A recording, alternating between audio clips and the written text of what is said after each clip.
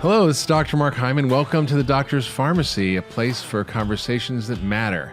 And today's guest is Ryland Engelhart, who's an icon in the world of food nutrition, someone I met a number of years ago and have been inspired by. He's a co-founder of Kiss the Ground, which is a nonprofit organization that educates and advocates about the connection between soil and human and planetary health. So stay tuned. That conversation is coming up next on the Doctor's Pharmacy.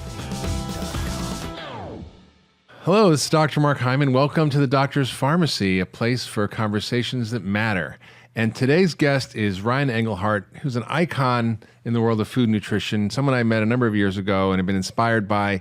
His actually got an interesting title for his job, which is the Mission Fulfillment Officer, which means how do you fulfill your mission, which is a great thing. And he's a co-owner of Cafe Gratitude and Gracias Madre, which are vegan restaurants throughout California. They're iconic. They're in songs like Jason Mraz's song about the Gratitude Cafe. He's a co-founder of Kiss the Ground, which is a nonprofit organization that educates and advocates about the connection between soil and human and planetary health. And there's a book by that name, Kiss the Ground, and a movie coming out, which I read the book, and it really was a game changer for me to understand the connection between soil and health and food and the planet and climate and environment. It was just a beautiful story about something that most people don't understand and don't connect the dots on. And he also is the co-creator of the award-winning transformational documentary, May I Be Frank. He's an entrepreneur, an activist. He uses his restaurants as a platform to inspire more gratitude in our culture. And once I was in your restaurant, and my wife and I were not in the same state, and we decided in that moment we were going to send each other gratitude messages every morning and every night when we were not together. And so I actually was inspired by sitting in your cafe. He speaks on sacred commerce, on tools for building community, and regenerative agriculture and regeneration. So glad to have you here, Ryland, and I really enjoyed knowing you, meeting you, and I want everybody to understand your story. So, you know, you're very focused on food. You're very focused on sustainability. You're focused on health through food. And your family started the Gratitude Cafe, right? Yeah, so how did Cafe Gratitude. Yeah. It was a co-creation of my father and stepmother back in 2004 in San Francisco. They had a very crazy idea. My dad likes to say, there's a Rumi quote that says, "Start some big foolish project like Noah." And Cafe Gratitude was his big foolish project. And it really was not just to offer people the healthiest organic plant-based cuisine, but it really was to invite more gratitude into our culture. And can we actually transform the conversation of something's missing, something's wrong, to what do I have enough of right now? What am I fulfilled by right now? And by recognizing that and calling that forth in my consciousness and my awareness, that actually gives me a different experience of life. It's totally true. You know, you focus on what's right instead of what's wrong. It changes your life. That's right. Even if there's a lot of wrong, which often there is in the world, it doesn't serve you by over focusing on that, and it actually changes your ability to actually create a world where what's wrong can be fixed if you come at it with more gratitude. Yeah. For instance, I just received a text message from my sister, and she's sitting at the bedside of one of my dearest sweethearts of my life, the longest relationship besides my relationship with my wife. And she's on the verge of passing from cancer. And what I'm present to in the loss of that life is I'm present to how much I love and care for people and how much I waste time not communicating that and not being honest about how much people mean to me. Yeah. And even when there is a problem or a great loss, when it can bring forth a well of gratitude for what we do have. And so, that's really, we started Cafe Gratitude to bring forth or a remembrance of more gratitude in our world, and using food as the carrot, literally, to bring people in the door. Yeah, it's really transformational. I think we often think that, we should, wait to tell somebody something good, or they know we feel this or that about them, and we're very quick to complain or to criticize about what we don't like. But often we sort of miss those opportunities to say to people how much they mean to us, or how we experience them, or what gifts they give us just by their presence. And it's a much better way to go through life, and things just turn out when you do that. Yeah. It's really true. So Cafe Gratitude is a vegan restaurant, and you and your family have been vegan for a long time. And it started off actually as a raw food restaurant. It was a raw food transformational gaming parlor, meaning, and I don't even know if I shared this with you early on, but before we even created the restaurant concept, my parents had developed a board game, a transformational board game, to bring forth the philosophy or the practice of cultivating gratitude in your life. And so, like, Monopoly is about, charging people to stay in hotels. Right. This was a game about reflecting on where you might be stingy in your life, and where you could be more generous, or where are you feeling insecure, and what's an element of worthiness that you could acknowledge that you are. And so literally the board was on the table in the restaurant, and you came in probably for food, but then the server would not only just take your order, but they would actually invite you to a view of life, to play the game. And that those remnants, the eating in theater together, and the essence of that is still there. That you probably remember. There's a question of the day at Cafe Gratitude. What are you grateful for? The server asks you as part of your service, or what inspires you, or what moves you from your head to your heart. And questions we don't get every day. No, exactly. And so not only are we curating your healthy bowl of sautéed greens and quinoa and delicious tahini dressing, but we're also curating a potential conversation about what you're passionate about. And hopefully that, our intention is that we not only ignite health and wellness in the body, but we're igniting conversations and sparking new ideas that ultimately would cascade into people's lives. Yeah, and that's asking that question to me at the restaurant by the server. That's what inspired me to think about my wife and how grateful I was for her, and how we started this little ritual, which is really changes your life. It's like really simple, but it's powerful. So, you in terms of your food philosophy, your family was focused on raw food, then vegan food, as a health choice, as a social choice, as an environmental choice, as a human animal rights choice, right? So yeah, absolutely. We as a family, we'd been vegan, vegetarian since birth. I'd been, I like to joke that depending on what spiritual teacher my dad was listening to at the time, it was a varying degree of rigidity, whether it was like, macrobiotic, vegan, vegetarian. We were allowed to have Ben and Jerry's. I remember that was a big shift when we were allowed Ben and Jerry's. Yeah. Like an ice cream material. Vegan except for ice cream. Yeah, exactly. But yeah, we, really the thought was, from an environmental perspective, it makes, more sense not to not eat animals. From a morality or, a animal welfare, looking at the way that most animals are raised is a complete atrocity. The environmental impact is, just astronomical, the resource intensive nature of it. There's so many bad things about the consumption of meat, so we kind of were like, we're gonna promote something totally different, and we're gonna really stand by, plants are better for you and better for the planet.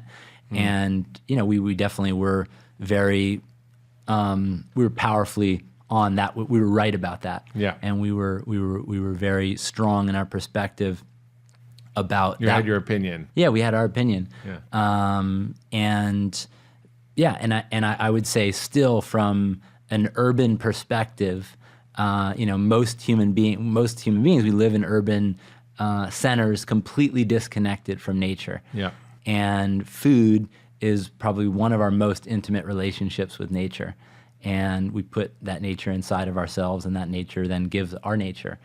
And, so from being in the city, the thought is, well, I want to honor nature, and I'm going to eat kind of whole foods. I want to eat plants that feels like it's less, it's going to be better for my body. It's going to be better for the planet. It's going to be better for the animal kingdom. And in a lot of ways, that is absolutely the truth. And I still stand by that. Agreed. And, again, and I'll allow you to ask some questions too. Yeah. So, the perspective continues to grow as we continue to learn. And, one big transition point for me was I was in New Zealand at a healthy living conference, and I went there to teach sacred commerce, our business philosophy, and I went with a little air of arrogance and kind of, I'm from California, and we have this all-vegan restaurant, and we use compostable cornstarch cups and no plastic and glass juice, but just everything we're doing right. And again, it was great, but I had a very kind of humbling and awakening moment where I got to witness 6 experts talking about, can human beings sustain themselves on planet Earth? The experts were asking if humanity, in general, if we could sustain life as we know it. And basically, the 6 experts were talking about the different regions, bioregions of the oceans and the rainforest and the poles, and man's impact on those areas. And it was a very dire, straight, real conversation where they were sharing the amount of desecration that we've done to this planet. Yeah.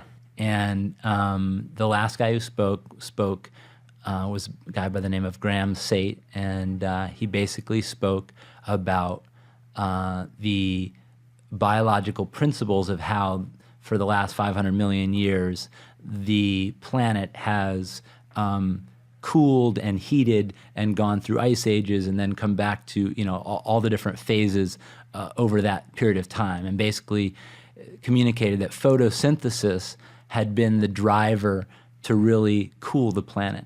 That the way that we don't have more carbon with the conversation of climate change, we don't have more carbon now on planet Earth than we did before.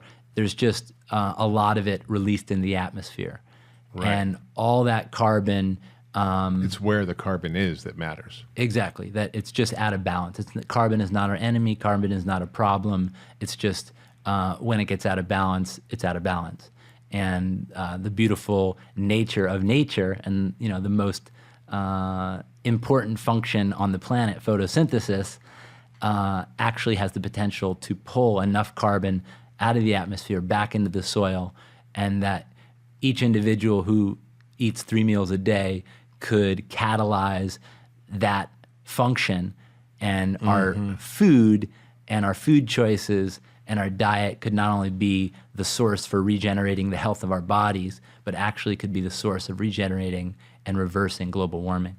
This is a huge... And I was like, wait, you're telling me that I've been selling people on the value of organic food for the last 10 plus years, and I've never heard this? Right. This is crazy. Right. And this is the most exciting opportunity that I ever heard on the planet. I mean, wait, everyone else who's very intelligent and, we're listening to are saying, we have to reduce our emissions. We have to, we basically have to slow the bleeding to the planet. And now I'm hearing that there's actually a way completely to reverse and heal the whole thing while feeding people healthy food. Yeah. And no one knows about this? Yeah. It's what? It's crazy, right? So I was like, this is the most compelling, inspiring story that I've ever come across. Yeah. And it just, there was like this very specific, people talk about, these game-changing moments, or these, spiritual moments, or these, transformational moments, where it was literally in my heart, in my mind, I could feel the truth of this idea. Yeah. And I could feel it and see it. It was so real and so tangible and so profound. And not only could I feel it, that it was real for me, I could actually see it becoming the reality for the general state of consciousness. Yes. I could see that it would be a household conversation, that people would understand that, support that, and get behind that as a pathway forward. Yeah. And I was like, and for whatever reason, little old me was like, I don't know, I guess this is my role. This is my purpose. I'm to be the messenger for soil, messenger for this opportunity of hope. You're the dirt pusher. Yeah, that's right. I'm going to be the dirt pusher. And I've been that for the last 5 years, and it's been an amazing journey, and really understanding, the full ecological principles of photosynthesis and soil and microorganisms and how carbon flows and how water flows. And I want to get into all that. Yeah, sorry. No, it's good. It's good. In fact, it's happening because it was a massive New York Times Magazine article. I saw that. Can dirt save us? That's right. Which is exactly about this topic. And so just to back up a little bit, I think there's no disagreement, anywhere in people who understand the science that our current way of growing animals is bad for the animals, bad for the planet, and bad for us. That we have 70% of our agricultural lands are used to grow food for animals, for human consumption. That about 70% of our water, which is only 4% of our fresh waters, or only 4% of the water on the planet, or 5% if you count Lake Baikal in Russia, but I don't count that because of Putin. And 70% of that is used for, again, irrigation, growing food for humans through agriculture that supports animals, and that it creates increased climate change through the way we have increasing methane from the cows, as well as the way we grow the food for the cows, the soil depletion, the water depletion. It's just a massive problem, not to mention the inhumane conditions for the animals. So that is clear, and I think the message that we're all hearing is eat less meat, don't eat meat, become a vegan. And you had a very different aha about this, coming from being a vegan, believing all these things, to saying, wait a minute, we need to include animals in this process. Can you tell me more about that and what your family has done in this level? Yeah, absolutely. We bought a farm in Northern California, and we call it it's called Be Love Farm. And we had up until that point, we had been running a vegan restaurant for 6 years, and we thought, we'll go start growing our own vegetables for our own vegan restaurant. That makes the most sense. And then we went to the farm, we started growing vegetables, and we started to see what we needed to grow vegetables, which was a lot of inputs. And to grow organically, those inputs are usually the nitrogen that comes from cow manure. Right. And I think most people don't realize that their broccoli is a carnivore because they're putting bone meal and oyster shells and stuff to grow the vegetables. Yeah, right? there's a lot of animal inputs that go into growing vegetables. And so, we were interviewing, there was, as we were farming, you connect with other farmers, and there was no vegan farmers that we could find. I mean, there's a small group of pioneers, and God bless them, they're veganic farmers, and it's an amazing thing. But again, it's 1% of the 1% of the 1%. Very, very small. And what looking at biodynamics, which I'm a Waldorf kid. Rudolf Steiner is kind of a godfather of natural farming, and one of his statements was, nature is not nature without animals. And if we want to have natural farming, we have to have a farm that mimics nature. And so to have a farm without animals is not going to be natural farming. Yeah. And, the way that cows can cycle fertility is an amazing thing. And that's actually one of the things that I learned when I was in New Zealand, is really that animals have co-created the healthiest ecosystems, the healthiest grasslands on the planet. Yeah. So the topsoil in the Midwest of this country was generated, over, hundreds, thousands of years of grass-eating animals grazing in groups, being moved by predators, and that group of those, consolidated bison or elk that would be moving, they would come into an area, they'd eat their grass, poop and pee, and then they move on. And ultimately, that served as a very, very regenerative system. So we had 60 million bison in America, creating tens of feet of topsoil that we've been mining and not putting back. And people think that the animals destroy the soil, but actually they do the way we grow them now with the agriculture of growing corn and soy. But it wasn't like that. That's right. Yeah. So topsoil and grassland has been co-created with animals. So to think we can keep healthy soil going in a long-term vision without animals is, 500 million years of evolution says that that's the best way to do it. So to think we have some better idea is a little arrogant. So that was must have been a confronting realization for a vegan. Yeah. I was like, what? Wait, meat? Yeah, no, it was a humbling moment. There's a beautiful kind of collaboration of words, which is that humus, humility, and human all come from the same Latin root of and for the earth. Yeah, and humus means soil. Means soil, exactly. So not the stuff you put on your pita bread. That's right. It was a humbling thing to say, this is the path, this is the truth, this is the way, and then say, well, we had it mostly right, and there's a subtle distinction that has to be understood at a nuanced level that really is, yes, 99% of the meat being produced in this country and around the world is coming from a degenerative system. Yeah. And thinking really, really deep through what will be not just sustainable, because sustaining a broken system sustains a broken system. Sustainability, and that's actually the broken nature of that term, is that we've already degraded so many systems. We don't want to sustain them. No. Yeah, exactly. There's another fun, it's like you ask someone how your relation to your marriage is. Oh, it's sustainable. No, we don't want a sustainable relationship. We want it to grow. We want it to regenerate. We want it to renew. And so that's what's so exciting about this regenerative movement and the term and the understanding of regeneration, which is really that human behavior and activity can actually have, no matter how degraded a system is, it actually continues to get better over time.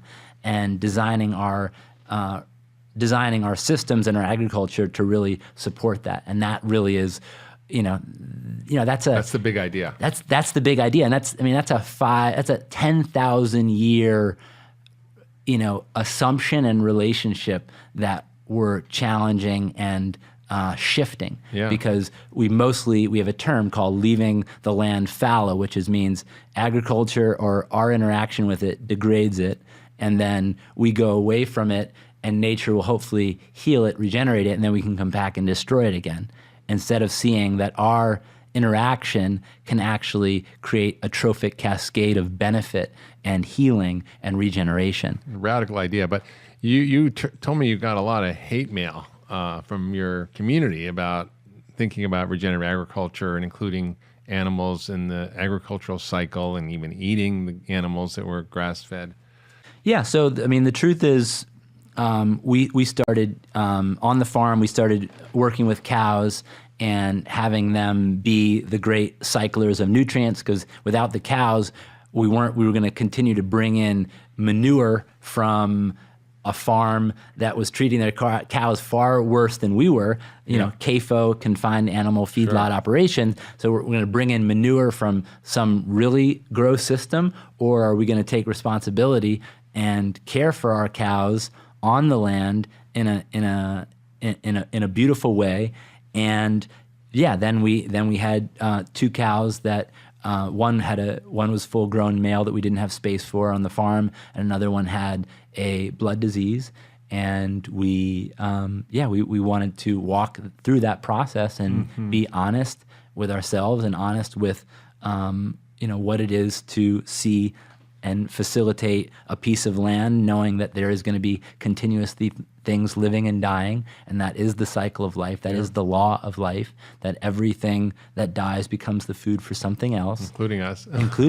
Yeah. And we wanted to be open and honest and and walk through that process ourselves and look at it in the face.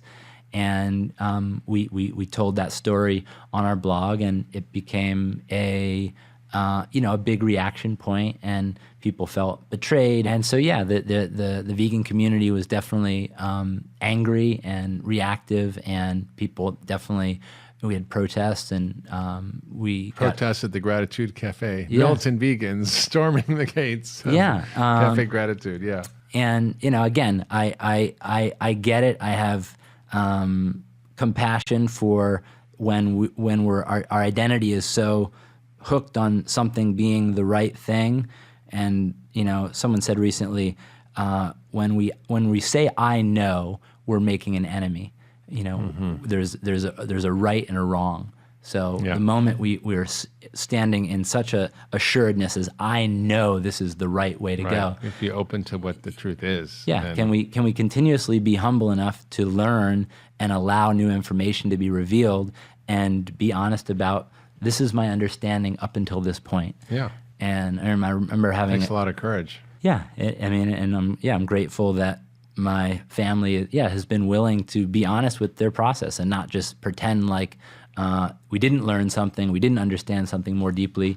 And I'm grateful to have role models of people who are willing to discover something truer than last year, and be honest that, last year I was mistaken, or last year I didn't fully understand something fully, and being willing that in a year from now I could be saying a different story. Yeah. We were righteous about raw food was the only way, and life force energy, and everything needs its enzymes, and all this stuff. And now I there's a whole other shtick that many of those people who are, including myself, who are saying that raw food was the only way and only plants. And so, may we continue to be honest and humble enough to learn and be public about what we learn. I think it's important. I remember, during the whole low-fat era, I was recommending all my patients to eat low-fat diets. And as the science changes, you have to say, having integrity with what you think, to go, okay, well, maybe this was wrong, and maybe this is how the evolution of science went. And, when science shifts, like, you recognize that this sort of new paradigm of how do we reverse climate change, not just create sustainable or reduced emissions, but how do we literally reverse climate change? It sort of brings up a big issue of how do we shift our thinking, and this is it's really unusual to have someone who's willing to have the courage like you do, who's doing something so much in one way and going, wait a minute, this is only part of the story, and that we have to think things differently. I think that I would like to get into more of the detail, because what you learned was so profound. And I remember when I was 40 years ago, I was studying biological agriculture and was studying about no-till farming and about perennial foods and about, the soil, and reading The Soil and Health by Albert Howard and One Straw Revolution. I was really into gardening and farming, and, even understanding the kind of Waldorf agricultural principles of planting with the cycles is a whole nother level than organic. And I am seeing this new surge of thinking around agriculture, which sort of changes this whole conversation of, meat's bad, eat less meat. I mean, we can get into the whole idea of whether meat's healthy or not for health reasons, but from the environmental reasons, I think there's a real question there. And I think from the moral reasons, I respect people who feel like that, they don't want to eat meat because they're a Buddhist monk, or they have a belief about animals that they want to protect. I honor that. But I think, we have to really be honest about the health questions and honest about the environmental questions, and it's what meat you eat that matters. And I think you can either contribute to, the benefit of the climate or the harm it by what you choose to eat. And that's a very empowering message. And so take us through how animals actually create this reversal of climate change, because it's not something people really think of, like, well, if you eat less meat, you're going to fix climate change. Well, maybe if you eat more of the right meat, you're going to be better at fixing climate change. Right? It's a radical idea. Totally, yeah, totally radical idea. And I would say there's kind of like the big marquee, or the big billboard is eat less meat. And then there's a small, once you've kind of got that at a very like overarching macro level, and you really want to get into investigating and being really, really specific about what you eat and the impact of your food, that's where it comes down to, and that really goes from kind of sustainable. What can I do to have less harm? It's like, eating less CAFOs, eating less industrial agriculture is going to have less harm. Yeah, that's a no-brainer. And then if you really want to get into the nuance, nuts and bolts of agriculture and grazing, and how do we take a piece of land that's been degraded and actually have it come back to life? And how do we have, areas where water can't infiltrate into the ground to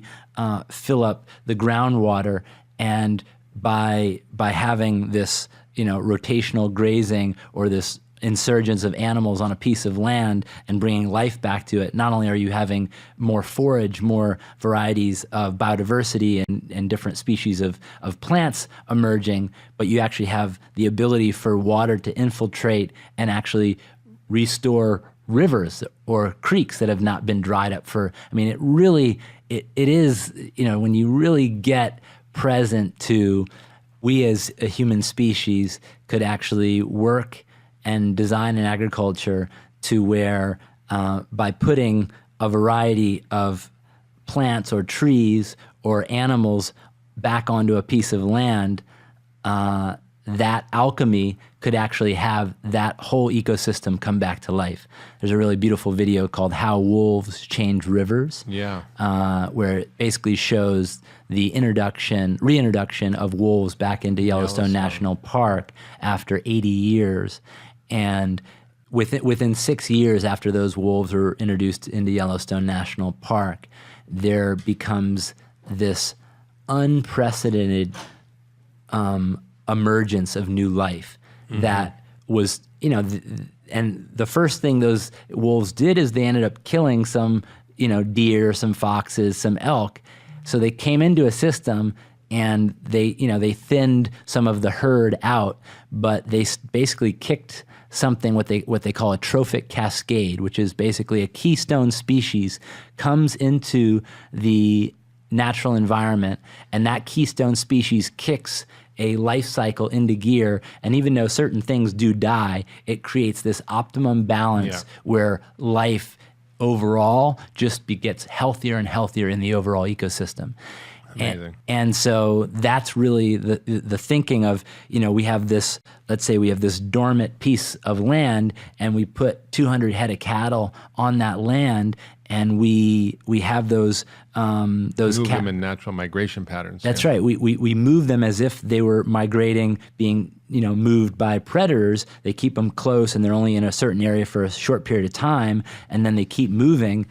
And in that system gets healthier over time, and they bring not only health to that environment, but they are healthy animals. And for those people that eat meat, that the herd can be thinned and producing, an amazing, nutritious, healthy nourishment for people who are, who do choose to eat meat. So about 40% of the world's land is grasslands, and we're not using them in this way today. And I wonder, at scale, can we scale this regenerative agriculture model using animal husbandry, and could we produce as many animals as we are now, or do we just not have the space? I think there's a few different perspectives on that.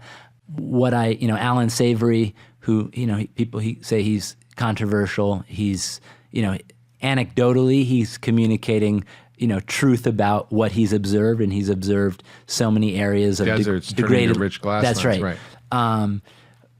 But his observation supports that we have plenty of land to produce enough nourishment through managing animals holistically in this rotational way, to where we could not only, and he's saying it's not even like, do we have enough? He's saying we need to use the animals to actually revitalize these dormant and dying, desertifying areas. I mean, they say, we're losing 40% of the planet has become is desert. desert. Yeah. And we lost 1 billion acres of farmland to desert. Yeah, the reality is the United Nations came out with a report that said we have 40 more harvests on our topsoil. Basically, our topsoil. We're mining our soil. It's Yeah. like not a renewable resource unless we actually start to renew it. Exactly. So that's the biggest thing. It's to me, the whole concept of how this works is fascinating, right? Because when you till soils, you erode it. When you plow soils to grow food for human consumption, you're depleting the soils. The soils can't hold organic matter. They can't hold carbon. And I began to realize that we think of the rainforest as the sink for carbon and don't cut down the rainforest. But grasslands, in a sense, are the rainforest of the landmass around the prairies. That's right. And so we don't think of how do we save the grasslands or how do we preserve or even replant grasslands. But that's actually what we need to do. And it's much easier to do than replanting rainforests.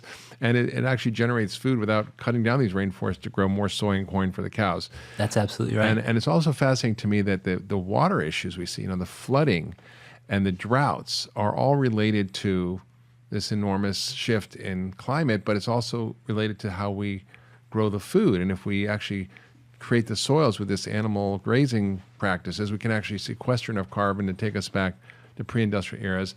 And we then also can hold water in the soils, which then don't lead to droughts. And I remember seeing this movie, it's called Rancher, Farmer, Fisherman, and they show this guy who was a no-till farmer in Kansas, and his partner, his neighbor, was a regular till farmer. It was a huge, rainstorm, and his neighbor's farm was just flooded. And his looked perfect because all the water went into the soil instead of on the top and running off and creating more erosion and creating more floods and problems. So it's interesting how this all works as a whole cycle. Yeah, and it goes so deep. But if you have poor soil, it takes to infiltrate a half inch takes 30 minutes on soil that has good carbon content, healthy soil. It takes 30 seconds to do what would take 30 minutes for infiltration rate. So the reality is it's not, as precious as water is, in life right now, we're not, we could have all the water coming down, but if we're not able to maintain it and have it where it's valuable at the base of the root to be dispensed up into the plant, it makes no difference. Yeah. So, the cascade of myriad of benefits is just so remarkable. The other thing I learned was pretty amazing is that, it's not just about doing this for the health of the animals or our health by eating better meat or regenerating soil, but that it's absolutely essential because of how we're farming and growing food, we're releasing so much carbon in the environment and methane that it's acidifying the oceans, which is causing the phytoplankton to die. The phytoplankton produce half of our oxygen. So we're going to suffocate and cook to death because of the rising temperatures of the air and the depletion of the oxygen. So this is like an imperative. We've had some campaigns where, build soil, save our oceans. Yeah, because the more and more of the carbon is falling into the oceans, turning into carbonic acid, and the work you're doing is so critical because I'm hearing this start to be talked about in circles which I never imagined, like talking to the vice chairman of Pepsi or the head of Nestle for North America, talking about how those companies, which are the biggest food companies on the planet, focused on the supply chain and regenerative agriculture as a solution. And that's just really heartening to me because people are beginning to understand that this is an issue. But I think your work is just pretty profound, and I don't think anybody's really connected the dots like you do. And I think the book Kiss the Ground is really amazing. So what do you hope to do with the nonprofit Kiss the Ground? The movie's coming out. We want to get it in Sundance and theaters, on Netflix. Hopefully it'll start to change minds, just like Food Inc. or Super Size Me. What's your hope, and what do you hope to sort of achieve with this initiative, your nonprofit Kiss the Ground? What was the initial impulse was that for whatever reason, we were going to have the ability and the means to change the paradigm so that regenerative agriculture would be understood enough to where it could be adopted by the mainstream. And our approach at this time is We have an educational curriculum that we're developing and going to be releasing this year for school children, 6th grade science, core science, basically insert right into 6th grade science, where they're learning about photosynthesis, and then they would learn about the carbon cycle and how soil affects human health as far as nutrition, as well as understanding the ability to build soil, can sequester carbon, or reverse global warming, and that our plate of food can be the catalyst for that. So giving children that understanding so that they are, in the next 10 years, they're really taking that path on.